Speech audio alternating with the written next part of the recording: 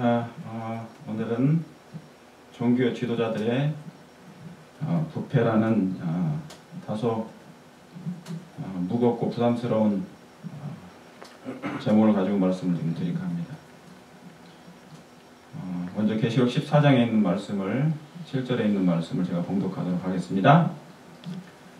그가 큰 음성으로 가로되 하나님을 두려워하며 그에게 영광을 돌리라. 이는 그의 심판하실 시간이 이르렀음이니 하늘과 땅과 바다와 물들의 근원을 만드신 이를 경배하라 하더라 하겠습니다.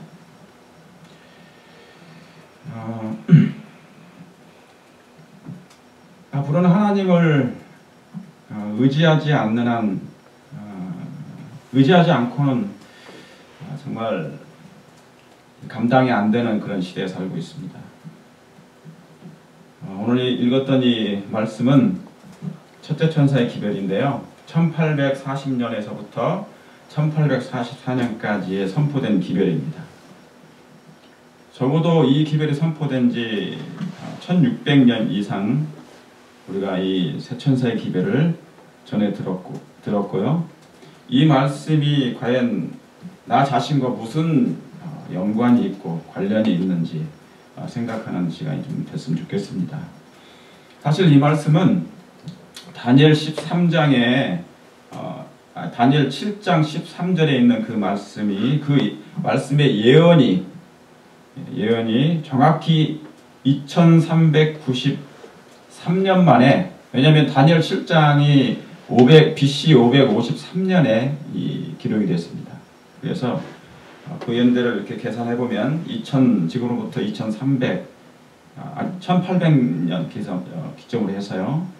2393년 만에 이 예언이 성취됐고 예수님이 지성소 봉사로 입성하시는 장면으로 성취되었습니다. 바로 이게 첫째 천사의 기별이 그래서 선포된 것입니다. 즉 그리스도의 십자가에서 흘리신 그리스도의 피가 이제 하늘 지성소로 옮겨지는 하나의 순간입니다. 참으로 엄숙한 기별이었습니다. 계시록 11장 19절에 있는 말씀이 하나님의 언약궤, 하늘이 열리면서 하나님의 언약궤가 보이는데 거기로 예수님이 성소에서 첫째 간 성소에서 둘째 간 지성소로 입성하시는 특별 봉사를, 마지막 봉사를 하러 가시는 장면입니다.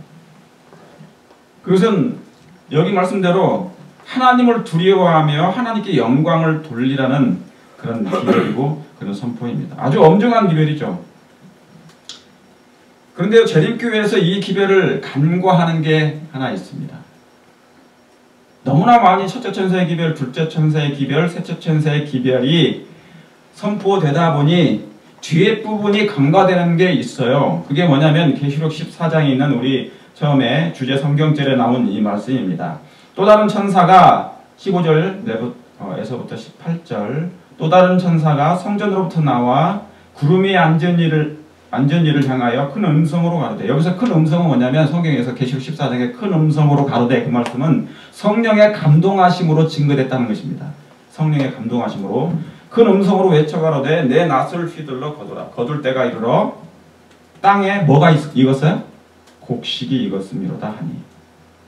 그 다음에 18절 또 불을 다스리는 다른 천사가 제단으로부터 나와 이 한 낫을 가진 자를 향하여 큰 음성으로 불러 가로되 내 이 한 낫을 휘둘러 땅의 포도송이를 거두라. 그 포도가 익었느니라 그랬습니다. 여러분 계시록 14장은 크게 세 부분으로 나뉩니다. 첫째, 14만 4천인의 특징이 나옵니다. 두 번째는 세 천사의 기별이 기록되어 있습니다. 첫째와 둘째와 셋째 천사의 기별이 기록되어 있습니다. 그리고 마지막 하나가 뭐냐면 예수님이 재림하실 때 추수를 하시는데 두 종류의 열매를 추수를 하시는 장면입니다. 하나는 여기에 있는 것처럼 땅에 곡식을 추수하는 것이고, 또 하나는 뭐냐면 땅의 포도나무에서 나는 포도송이를 추수하는 장면입니다. 근데 여러분 곡식은 무엇인 줄 알겠는데 땅의 포도송이를 추수하는 장면이, 이 장면이 무엇일까? 자, 곡식은 구원받은 영혼들을 얘기합니다. 그런데 포도송이는 여기서 뭐냐면 구원받지 못하고 심판의 대상이 되는 사람들을 얘기하는 것이죠. 그럼 왜 포도송이는 구원이 없을까? 라는 것입니다. 왜 포도송이, 땅의 포도송이는 구원이 없을까라는 것입니다. 뒷절에 19절에 읽어보시면 하나님의 진노의 잔이 이제 그 포도송이의 열매를 갖는 사람들에게 내린다는 말씀이 기록되어 있습니다. 여러분, 우리가 아는 포도나무는 누구를 표상하는 겁니까? 그리스도를 표상하는 것이죠. 그죠? 예. 내 아버지는 농부에 나는 포도나무라고 했어요. 그리스도를 표상하지 않나요? 그런데 왜? 이것에 대한 답은 분명히 뭡니까? 성경에 나와 있을 것입니다. 성경은 성경으로 해석해야 되니까 분명히 성경에 기록되어 있을 것입니다. 그러면 그 답을 찾기 전에, 자, 18절에 이 땅의 포도송이 이것을 답을 찾기 전에 먼저 이사야 34장 16절에 있는 말씀을 한번 볼게요. 너희는 여호와의 책을 자세히 읽어보라. 이것들이 하나도 빠진 것이 없고 하나도 짝이 없는 것이 없으리니 이는 여호와의 입이 이를 명하셨고 그의 신이 이것들을 모으셨음이라고 했습니다. 여러분, 성경은 사상의 사술로 연결되어 있습니다. 사상의 사술로. 왜냐하면 성경이 사상 영감이거든요. 그래서 사상의 사술로 연결되어 있습니다. 진리의 사슬이죠. 그래서 구슬이 서말이라도 뭐 해야 된다고요? 꿰야 보배라고. 그래서 성경이 하나의 수많은 사슬, 진리의 사슬이 있고 진리의 황금줄로 연결되어 있는데 여기저기 보석에 숨겨져 있는데 그것을 이제 뭐예요? 꿰는 것이죠. 진리의 사슬이 연결되어 있습니다. 즉 성경 전체를 꿰뚫는 하나의 진리의 황금실이 분명히 있습니다. 근데 여러분, 예언을 아무리 듣고 세천사의 기별을 아무리 듣고 아무리 보아도 듣고 있어도 그것이 뭐와 연결되지 않으면요, 내 품성과 연결되지 않으면, 성경은 사상 영감인데 하나님의 사상이 내 안으로 다시 재확립되는 그 일이 되지 않으면 안 되는 것이죠. 왜냐하면 우리는 죄로 말미암아 그 사상이 잘못됐습니다. 훼손됐고 품성이 파괴됐고 문제가 생겼어요. 그래서 하나님의 사상을 다시 집어넣어야만이 되는 것인데 그 일을 진리를 통하여 성령을 통하여 하시겠다는 것이죠. 그러나 우리가 예언을 아무리 많이 말씀을 듣는다 할지라도 그것이 우리의 내적인 것과 품성과 연결되지 않으면 안 되는 것이죠. 여러분, 품성은 언제 변하냐면 여기 나오냐? 예수 그리스도의 희생을 바라보지 않는 한 변화되지가 않습니다.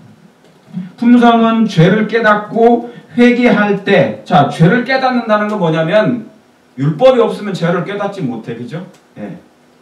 그러면 내가 어떤 죄를 범했는데 나도 모르는 사이에 부지중에 죄를 범했어요. 알고도 죄를 범할 수 있어요. 그런데 하나님의 율법을 알고 있다면 그것이 나를 뭡니까? 책망하게 돼요. 정죄하게 되죠. 그러면 내가 뭐 합니까? 아, 나는 죽었구나 하는 것이죠. 나는 죽었구나. 왜? 내 속군 육신에 선한 것이 없기 때문에 그걸 알게 될 때. 그래서 죄는 나를 사망을 선고하는데 그때 예수님이 계시기 때문에 우리는 누구한테 가는 겁니까? 그리스도의 보혈의 피를 의지하게 되는 거예요. 하나님, 저는 죄인이지만 주님의 도우심이 필요합니다. 저를 구원해 주시고 내 죄를 회개합니다. 그리할 때, 죄를 깨닫고 회개하게 될 때, 즉 세상적인 그냥 용어로, 가벼운 용어로 반성할 때, 성령께 굴복할 때 되는 것입니다. 쥐야장청 예언을 듣는다고 되는 게 아닙니다. 제 아무리 28개 교리, 우리 교회가 28개 교리가 있거든요. 28개 교리를 통달해도 정신과 마음과 품성은 따로 놀 수 있습니다. 그게 오늘날 기독교의 현실이고 현주소입니다. 자, 그러면 포도송이가 왜 구원을 못 받는 열매인지 한번 보도록 하겠습니다. 신명기 32장에 32절에 그 말씀이 기록되어 있습니다. 계시록 14장에 예수님이 두 종류의 그 부리를 추수를 하는데 하나는 곡식이고 하나는 포도송이에요. 근데 여기 신명기 32장에 그 포도송이가 무엇인지 나와요. 대적의 반석이 우리의 반석과 같지 못하니 대적도 스스로 판단하도다. 그들의 포도나무는 소돔의 뭐예요? 포도나무예요. 고모라의 발에 소산이라. 그들의 포도는 쓸개 포도니 그 송이는 쓰며, 그러니까 포도송이가 쓰다는 얘기예요. 달아야 되는데 그들의 포도주는 뭐예요? 뱀의 독이라. 창세기 3장에 아담과 하와를 유혹했던 그 뱀의 독이요, 독사의 악독이라 하는 것입니다. 여러분, 이 말씀처럼 성경에는 진짜가 있는데 진짜가 있어요. 그런데 진짜 같은 가짜가 분명히 있어요. 여기 있는 말씀처럼 반석, 우리 예수님이 반석이신데 가짜 반석이 있어요. 반석을 흉내내는 대적의 반석이 있다 그 말입니다. 창세기, 이것은 뭐냐면 창세기 3장에 뱀이 하나님의 말씀을 인용을 할 때부터 그래요. 그러니까 어느 누군가 하나님의 말씀을 인용한다 할지라도 뱀도 하나님의 말씀을 인용하고 사용을 했기 때문에 그 사람이 하나님의 사람이라고 완전히 증거할 수는 없다 그 말입니다. 어떤 사람이 성경을 말씀을 인용한다고 해서 그 사람이 꼭 하나님의 사람이라고 증거할 수는 없는 것이죠. 뭐가 다르면? 언과 행이 다르면, 언행이 다르면. 그래서 예수님께서 마태복음 23장에 말씀하신 것처럼 바리새인들에게 저희의 말하는 바는 행하고 지키되. 왜요? 그 말씀이 어떤 말씀이니까? 하나님의 성경에 기록된 말씀이니까 그 말은 행하되 저희의 행위는 본받지 말라는 것입니다. 왜요? 왜 본받지 말라는 것입니까? 위선과 거짓이 가득하니까. 자, 여기 예수님도 반석이시지만 사단도 악인들도 반석처럼 흉내내고 모방한다는 기록이 나옵니다. 다시 말하면 사단에 속한 악인들을 얘기하는 것이죠. 뭐가요? 정신이, 마음이, 품성이 그렇다는 얘기입니다. 저는 모든 사람들이 구원받기를 바랍니다. 모든 종교의 지도자들과 교회의 지도자들이 구원받기를 정말 바라요. 제가 이런 말씀을 준비하면서도 제 자신을 포함하지 않는 것이 아니에요. 제 자신을 포함합니다. 모든 종교 지도자들과 교회 지도자들이 구원받기를 바랍니다. 근데 그러지도 못할 수 있다는 것이 날이 갈수록 열매로 보여지고 있다는 사실입니다. 날이 갈수록 때가 가까울수록 그러지 않을 수도 있다는 두 가지 열매 중에 추수된 열매 중에 하나는 곡식이지만 하나는 포도송이가 될 수 있는 가능성이 많아지고 있음을 서서히 그 열매로 보여지고 있다는 것입니다. 그 이유는 하나님을 두려워하지 않기 때문이고 죄를 두려워하지 않는다는 것입니다. 하나님을 두려워하지 않는다 그 말은 하나님을 믿지 않는다는 거예요. 그러면 당연히 뭐라 하겠습니까? 죄를 두려워하지 않게 되게 되죠. 특별히 저를 비롯하여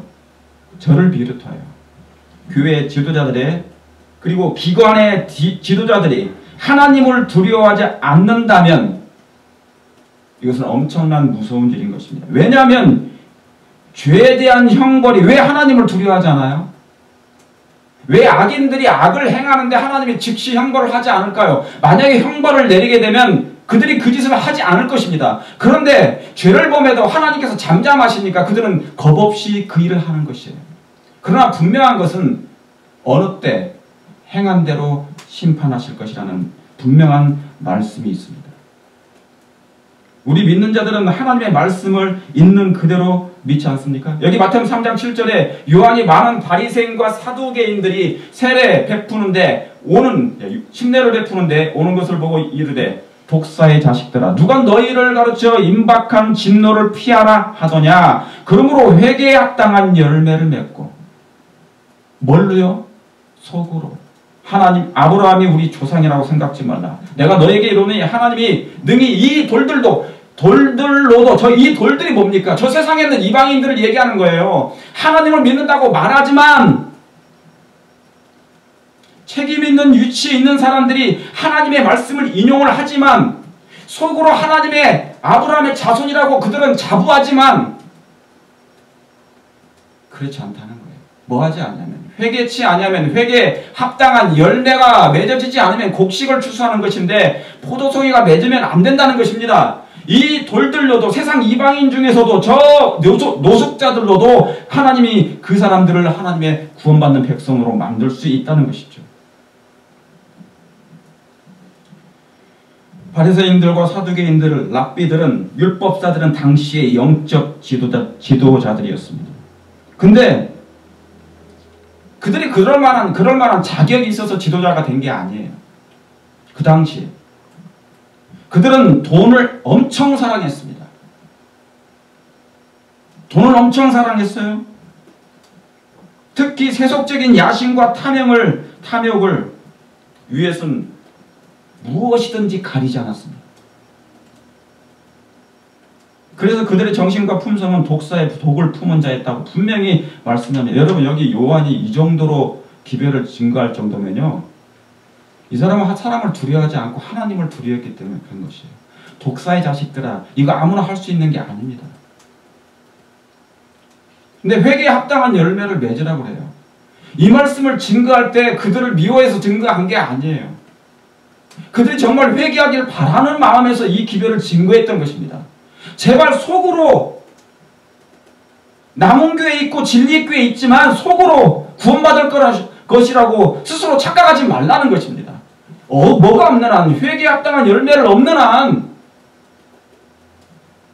독사의 독이 정신 속에 가득한데 속으로 아브라함의 조상이, 우리가 아브라함의 자손이라고 생각하지 말라는 거예요. 그러고도 자신들은 아브라함의 자손이라고 자랑했습니다. 예수님도 또 하나 기별을 증거합니다. 여긴 침례 요한이었지만 요한복음 8장 39절 40절에는 대답하여 가로되 우리 아버지는 아브라함이라 하니 예수께서 가라사대 너희가 아브라함의 자손이면 아브라함의 행사를 할 것이거늘. 행함으로 구원받는 게 아니라 믿음이 있지만 그 믿음을, 하나님을 믿는다 하면서 행동으로 이어지지 않으면 안 되잖아요. 그렇죠? 말은 천국인데, 말은 하늘에 가 있는데, 입은 하늘에 가 있는데 행동은 전혀 뭐예요? 독사의 정신을 품고 있다면 안 되는 것이죠. 바로 바리새인과 사두개인들이 그랬는데 오늘날 이것을 땡겨가지고 오늘날로 적용해보면 오늘날의 영적 지도자들이 이런 마음을 가지고 있다면 안 된다는 것입니다.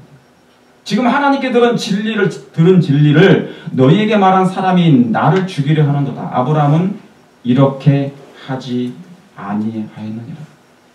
어쩌면 오늘 이 말씀을 선포하는 것은 저 자신을 포함하여 모든 교회의 영적 지도자들을 얘기하는 것입니다. 순수하고 불쌍한 하나님의 백성들을 말하는 게 아닙니다. 심각하게 우리 자신은 이 기별을 생각해야 될 것입니다. 여러분, 예수님이 저들을 미워하는 것이 아니라 제발 그 마음을 고쳐 먹으라는 거예요. 근데요, 안 변하고 안 바뀌어요. 자신들은 이미 구원받은 남은 자손이기 때문에. 자신들은 이미 구원받은 남은 자손이에요. 오랜 동안 여기서 살았기 때문에 남은 자손이라고 스스로 생각하고 절대로 그것이 안 바뀌어요. 그래서 구원파, 재림교회 안에 있는 또 다른 구원파가 생겨버린 거예요. 구원파들은 안 바뀝니다. 자신들은 어떤 행동을 해도 일단은 구원받은 거예요. 그럼 왜 이런 현상이 생기는 것일까? 그것은 하나님을 믿지 않기 때문입니다. 진짜 안 믿어요. 하나님을 진짜 믿는다면 죄를 두려워하잖아요. 근데 하나님을 믿지 않기 때문에 하나님도 두려움 없이 죄를 범한다는 거예요. 율법을 범한다는 거예요. 그게 범죄하는 행위예요. 두려움 없이 하는 거예요. 자, 거짓말을 한다. 하나님을 안 믿는 거예요. 하나님을 말로는 믿는데 속으로는 하나님을 안 믿어요. 그러니까 그것을 왜요? 십계명에는 분명히 뭐가 나와 있으니까 거짓말을 하지 말라 써 있잖아요. 그런데 그 율법을 뭐 한 겁니까? 그 말씀을 하면 그 율법의 정죄를 받아서 마음이 찔리고 괴로워할 건데, 그래서 바로 즉시 회개해야 되는데 그걸 안 해버려요. 그건 뭡니까? 죄를 두려워하지 않은 거예요. 그 말은 죄를 두려워하지 않는다, 그 말은 하나님을 두려워하지 않는다 그 말이고, 하나님을 두려워하지 않는 이유는 하나님을 믿지 않는 것으로 결론이 나는 것입니다. 그러므로 그가 태어나자마자 죄인으로 태어났기 때문에 독사의 정신이 그대로 남아서 그 죄로 사단과 함께 멸망당할 수밖에 없는 상태가 된다는 거죠. 자, 여기 대장쪽 학원에 있는 이 말씀을 제가 읽겠습니다. 하늘에서 조사심판이 진행되고 있는 동안, 회개한 신자들의 죄가 성수에서 도말되고 있는 동안, 세상에 있는 하나님의 백성들 사이에는 정결케 하고 죄를 버리는 특별한 일이 이루어져야 한다. 요한계시록 14장의 기별이 이 사업에 더욱 분명하게 기록되어 있다. 계시록 14장을 이 말씀 하나로 요약한 거예요. 조사심판이 진행되고 있으니 회개한 사람들의 죄가 성수에서 도말되고 있어. 죄를 지워버리신다는 거예요. 용서라고 써주신다는 거예요. 뭐 할 때? 회개하게 될 때, 그래서 그리스도의 피를 의지하게 될 때, 그럴 때 예수님이 그 도말을 하시고 계시는 동안 하늘에서 우리 이 땅에 있는 사람들은 정결케 하고 죄를 버리는 특별한 일이 이루어져야 된다는 것입니다. 이 일이 너무너무 중요하거든요. 영적 지도자들이 대속죄일이니 죄를 회개하라고 백성들에게 증거하면서 정작 자신들은 죄를 두려워하지 않고 죄를 들이마시고 있는 그런 영적인 형국. 예수님이 이 땅에 오셔서 유대 땅에 3년 반 동안 마지막 복음을 선포했는데 그들은 예수님을 죽이려는 음모 속에 살았습니다. 그러면 어떻게 되겠습니까? 이 말씀이 무슨 의미가 있어요? 영적인 지도자들이 저 같은 사람들이 교회 지도자들이 대속죄일이라고 회개하라고 이 말씀을 읽어주는데 정작 나는 죄를 계속 범하면 이 말씀이 무슨 말씀이 적용이 되며 예수님이 하늘에서 어떻게 내 죄를 도말할 수 있느냐 그 말입니다. 하나님의 백성들의 피난, 정말 피 흘려 어렵게 번 헌금을 자신들의 탐욕을 위해서 배불리는 경우가 지금 많아지고 있습니다. 이만희는 백성들의 그 불쌍한 백성들의 돈을 다 끌어모아서 자기의 사욕과 탐욕을 채우는데 배불리고 있는 것처럼 마지막 교회 안에 하나님의 백성들이 피 흘려 정말 고생해서 드리는 헌금을 자신들의 탐욕을 위하여 그리고 그것을 사용함으로 자신들의 권력을 행사하는 것도 많아지고 있습니다. 히브리서 10장 26절 우리가 진리를 아는 지식을 받은 후에 짐짓 죄를 범한 즉 다시 속지 않은 제사가 없고 오직 무서운 마음으로 심판을 기다리는 것과 대적하는 자를 소멸할 맹렬한 불만 있으리라. 여러분 하나님을 두려워하지 않는 것이 뭐냐면 여기 짐짓 죄를 범하는 것입니다. 즉 고범죄예요. 알고도 죄를 범하는 거예요. 이게 거짓말이고 저게 이간질이고 저게 비열한 짓이고 저게 간음하는 짓인 것을 알면서도 알고 짓는 범죄, 그것이 바로 뭐냐면 고범죄예요. 자, 진리를 아는 지식을 받았어요. 회개했어요. 예수님 믿었어요. 시간이 오래 흘렀어요. 그럼에도 불구하고 첨짓, 다시 한번 알고도 짓는 죄를 범한 즉 다시는 속지 않은 제사가 없어요. 오직 무서운 마음으로 심판을 기다리는 것밖에는 없다는 것입니다. 왜 그런 줄 아십니까? 처음에는 양심은 그렇게 하면 안 된다고 말해줘요. 어떤 죄를 범하게 될 때. 근데 내 속에 있는 죄인 속에 있는 또 다른 의지가 그 음성을 묵살해버립니다. 묵살해버리면 그런 일이 계속 반복이 되면 이제 뭐예요? 굳어져 갑니다. 마비됩니다. 그래서 죄가 별것 아닌 것처럼 것으로 여겨집니다. 그래서 두려움 없이 그런 죄를 반복합니다. 계속 반복합니다. 그럼 어떻게 되냐면 양심은 마비되고 죄를 계속 즐기게 되는 것이죠. 제가 더 구체적으로 그 죄에 대해서 죄가 무엇인지 실예를 드리겠습니다. 죄가 무엇인지. 제가 아는 장로교인 부부가 계십니다. 장로교회 다니시는 분들인데요. 이분들과 아주 친하게 잘 지냅니다. 서로 왕래할 정도로, 서로 음식을 나눌 정도로. 작년에 와서 1년 동안 지금까지 사귀고 있습니다. 제가 이단교회 목사인데도 그렇습니다. 근데 최근에 가게에 오셨는데 말씀을 나누다가 그분 가게가 팔렸대요. 네, 그래서 베트남 사람한테 팔렸대요. 그래서 그냥 돈 받고 당장 넘겨주면 될 건데 이분이 하시는 말씀이 뭐냐면 코로나 때문에 이 장사가 슬로우 돼가지고 경제가 슬로우 돼가지고 미안해서 이 상태로는 넘길 수가 없다는 거예요. 그래서 뭐냐면 이 가게를 조금 더 활성화된 다음에 그때 돈을 받고 넘겨주겠다는 거예요. 참으로 저는 그 얘기를 들으면서 양심적이다. 이분은 어디 교인이라고요? 장로교. 양심이 그래야만이 자기 양심이 허락하지 않는다는 것이죠. 여러분, 그분의 양심은 살아있습니다. 그분은 재림교인도 진리도 율법도 특별하게 그 마음 가운데 깊이 새기지 않았어요. 그런 말씀을 듣지도 않았습니다. 그런데도 불구하고 양심의 율법이 빛을 발하고 있었다는 것입니다. 근데 여러분, 죄를 알고도 범하는 재림교회 지도자들이 만약 있다면 장로교회 저 부부를 저분과 비교한다면 고범죄가 무엇인지 확연히 우리는 비교할 수 있는 것입니다. 장사하던 것을 넘겨주는데 그것이 그냥 안 된 상태에서 돈을 받고 넘겨주는 것이 너무 가슴이 그래서 양심이 그래서 활성화된 다음에 넘겨주겠다는 거예요. 저 같으면 그냥 뭡니까? 양심이 없으면 그냥 돈 받고 끝내버릴 건데 이 어려운 시국에. 그러나 그분의 양심은 그렇게 할 수가 없다는 거예요. 사소한 작은 것 하나라도 양심 속에 있는 하나님의 율법이 살아있다는 것입니다. 고범죄는 알고도 죄를 범하는 것이죠. 사람은 속일 수 있지만 하나님은 결코 속일 수 없는 거예요. 그런데 사람도 속일 수 없어요. 다 드러나니까.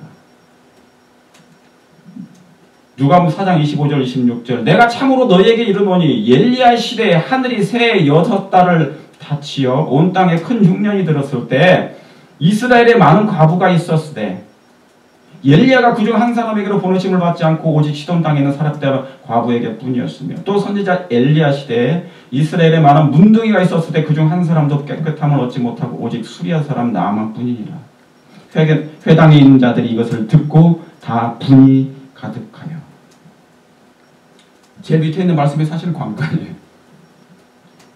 옳은 말씀을 했는데 마음이 찔리니까 회개는 안 되니까 예수님을 죽이려고 한 것입니다.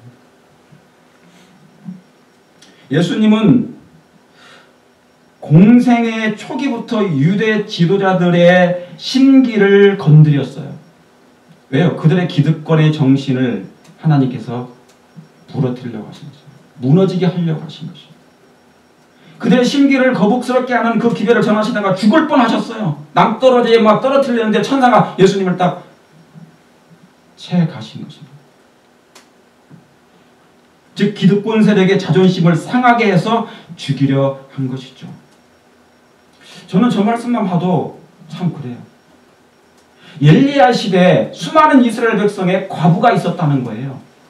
그런데 엘리야를 그 많은 이스라엘 중에 있는 사람들에게 보낼 수가 없고 시돈 땅 저기 이방인에 있는 한 과부에게 보낼 수밖에 없는 예수님의 그 심정, 피신을 근로시킨 것입니다.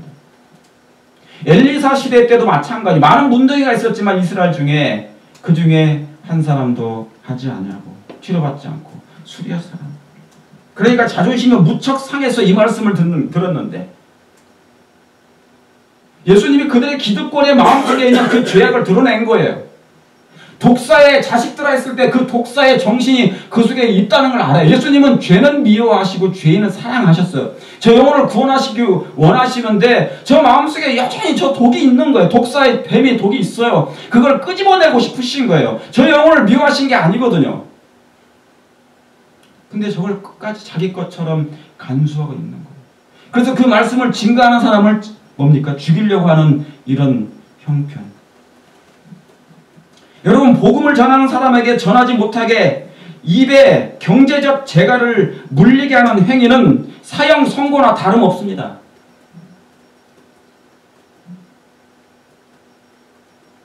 여러분, 왜 하나님은 엘리야를 이방 나라에 사는 가난한 여인에게 보냈을까요? 왜 보냈습니까?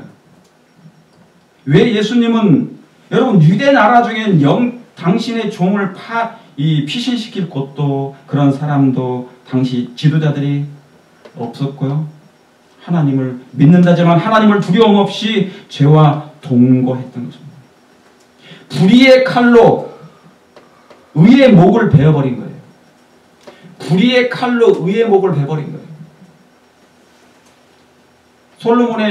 솔로몬의 그 지혜로운 심판 속에서 한 아이 가지고 두 여인이 있었고, 진짜 엄마는 자기 자식으로 주장했지만 가짜 이 엄마는 둘로 나누라 한 것이죠.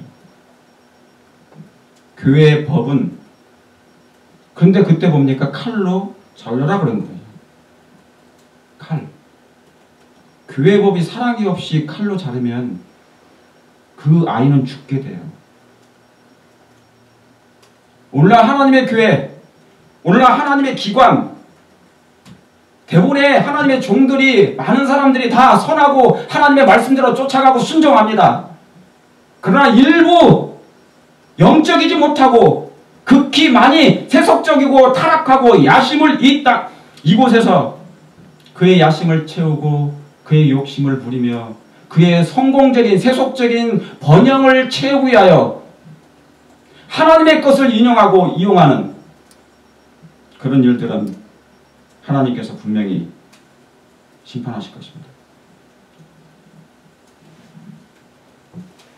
자, 사단은 많은 사람들로 하여금 하나님께서 그들의 일상생활의 사소한 일에 나타나는 불성실을 간과해 버리실 것이라고 믿게끔 한대요.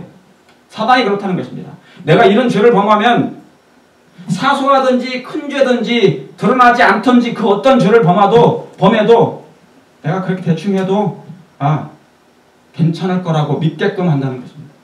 그러나 하나님께서는 야곱에 대한 태도로서 당신은 절대로 죄악을 시인하거나 절대로 죄악을 시인하지 않아요. 묵인하지 아니하실 것이라는 사실을 보여주신다는 것입니다. 야곱의 환난 때 이제 그런 일을 겪게 하신다는 거죠.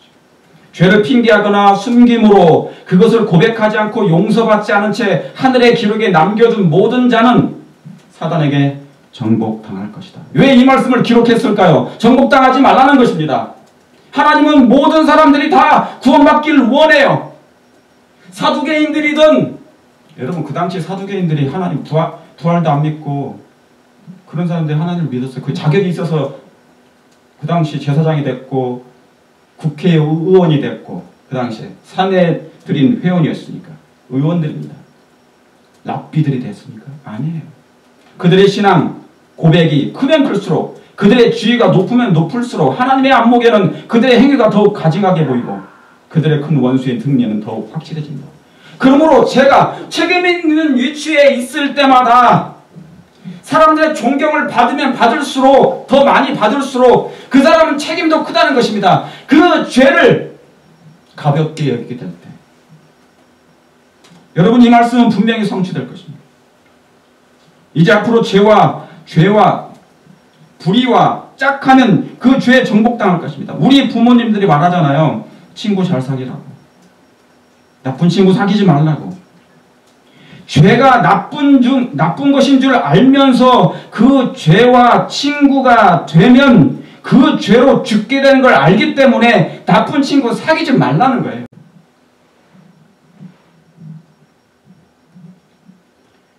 여기 예레미야 24장 2절 3절에 이 말씀이 있습니다. 한 광주리에는 처음 익은 듯한 극히 좋은 무화과가 있고 한 광주리에는 악하여 먹을 수 없는 극히 악한 무화과가 있더라. 이건 제가 하는 말씀이 성경에 다 나와요.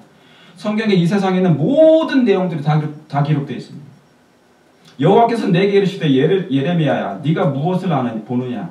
내가 대답하되 무화과이온데 이 좋은 무화과는 극히 좋고 그 악한 것은 극히 악하여 먹을 수 없게 악하나이다. 마지막 때는 두 극단이 있습니다. 하나는 극히 좋을 것이고 그게 아까 계시록 14장에 추수할 때 곡식을 추수하는 것입니다.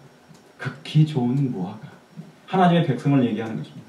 그러나 극히 악한 마지막 극단, 포도송이를 거두는 열매인 것이죠. 특히 영적 지도자라고 칭하는 사람들을 말해요.